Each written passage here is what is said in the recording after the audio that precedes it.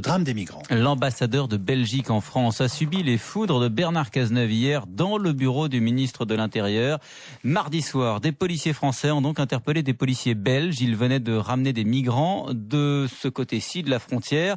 Les versions divergent. Alors, tâchons d'y voir clair. Bonjour Franck Hanson. Bonjour. Que s'est-il passé exactement ? Eh bien, c'est un curieux manège qui a alerté un riverain à Nieppe quand il a vu ces migrants sortir d'un fourgon de police belge, s'enfuir dans un champ de maïs. Il a prévenu le commissariat.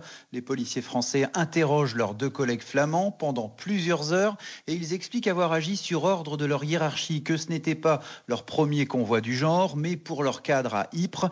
Ils voulaient rendre service, rapprocher ces Afghans et Irakiens de là où ils venaient et ils auraient passé la frontière par inadvertance. Une bourde qui a du mal à passer côté français. Bruno Noël est responsable du syndicat Alliance Police dans le Nord.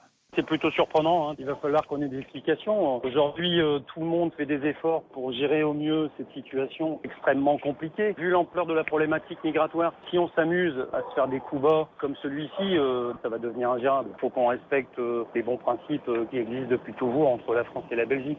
Et le dossier est d'autant plus sensible qu'avec la fermeture programmée du camp de la Jungle à Calais, on peut s'attendre à un afflux d'exilés sur la côte belge.